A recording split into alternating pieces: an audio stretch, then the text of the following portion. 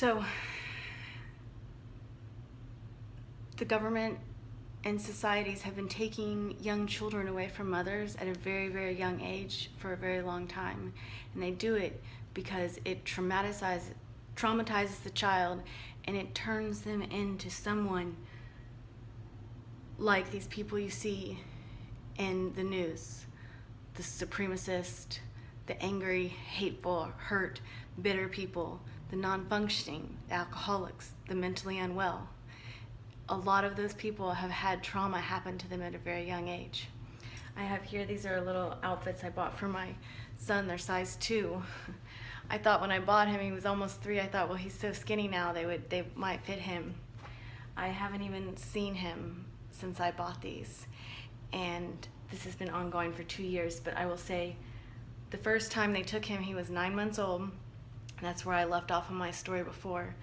That's a horrible, horrible age. It's a violation of my human rights. It's a violation of my child's human rights. It's in the UN Council that says children should not be taken from their parents against their will. My son did not know his father. When he laid eyes on his father, he started screaming and crying.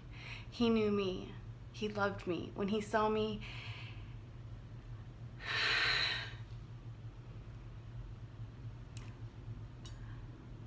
that's what he did. He was so overjoyed to be with me. He loved me, and I loved him. And one of the worst things you can do for a child is to take a 9-month-old baby based on the words of a lawyer and a man. I had done nothing wrong. Listen to my words, done nothing wrong. I was accused of things, and I had said a few things that I was angry at someone for not being around, for being nasty, for being rude, for trying to deny me my freedom. And, you know, we all act in different ways, but I did not do anything wrong. And certainly my son didn't do anything wrong. And to take him away, my nursing baby at 9 months, for 2 weeks, without even a chance to come in and defend myself first, it's outrageous. It is utterly a violation of my rights, and it is not just happening to immigrant children. It is happening and has been happening to women for hundreds of years. I am sick and tired of it. I'm sick and tired of being beat down because I am reacting normally. I am doing normal mom things, and these normal mom things are villainized. And they say, look, take her baby away.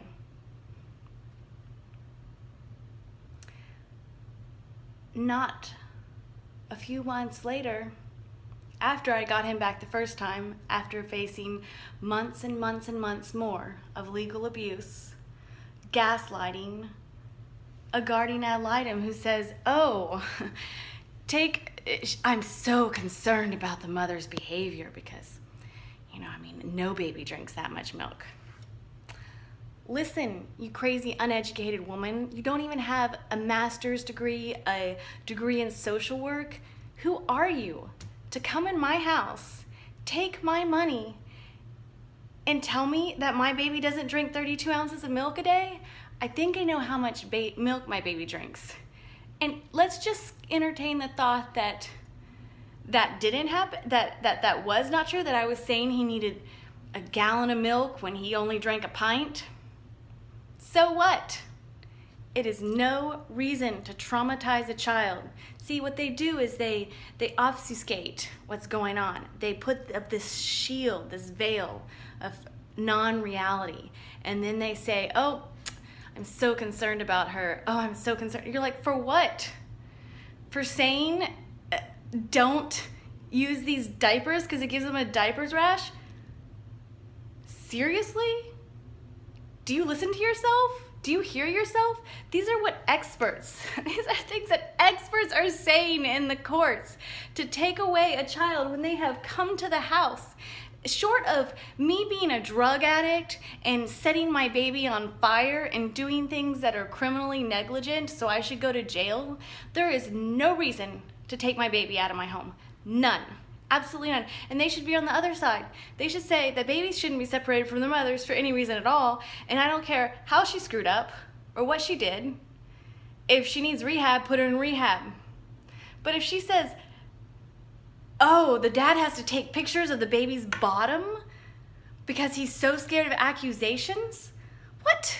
Like, it's just like making stuff up. Oh, wait, that's what he did though. I didn't do that. Because he's scared of accusations? What accusations were made? The poor dad. Poor dad. Man, wasn't even around. But now he wants to come take the baby away and doesn't even want to give him milk. So then the judge orders my baby to be taken away again. You know, some sort of possession period. Ooh, sorry, my arm's getting a cramp. More than what a normal possession period would be.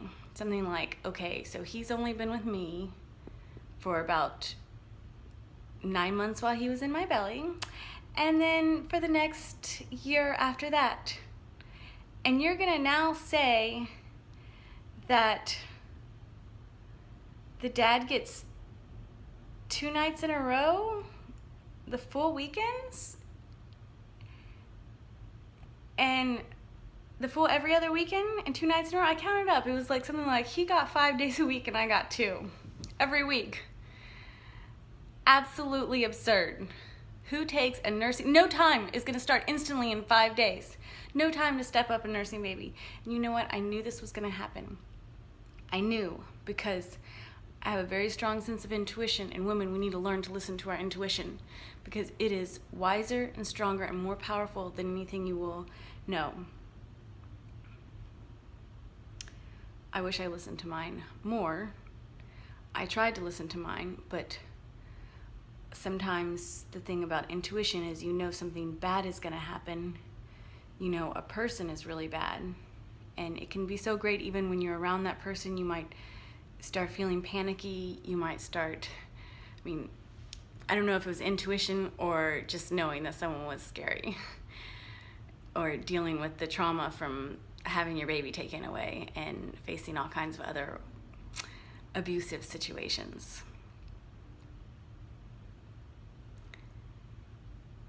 But I knew when he started coming around, and people would not believe me, even my own family at first.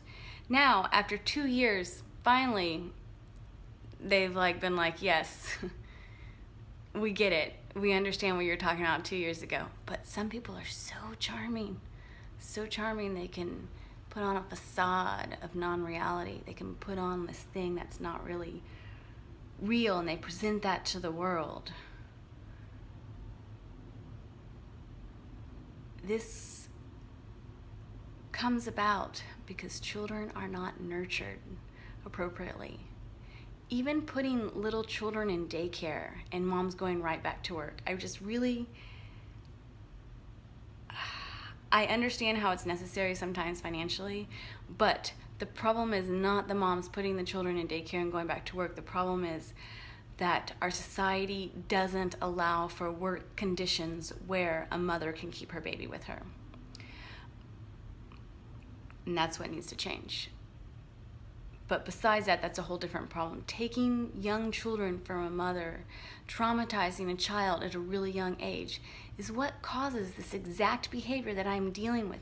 And it's passed on generationally. And even if I have the intuition and am terrified and am shaking with fear and anxiety and almost where I'm just like, something is wrong with me, I'm gonna have a mental breakdown. What is wrong? Why am I so terrified of this person?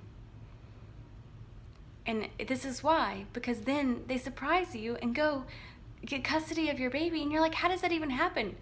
Paying off? Did you pay someone off? I think that's what's happening. That's what I've been told. And it's not even under the table. Clients with lots of money pay lawyers who are really corrupt. The lawyers pay the judges for their campaigns. You get in with a certain judge, you cannot get off that judge. They will assign your case to their docket, and you cannot get off. It always worries me when a judge assigns himself to my case and I can't get off, and the opposing side is like, yeah. That's different than asking for just like the head judge to randomly assign a judge, not the judge himself picking himself for your case. See the difference? One is another person picks a person at random.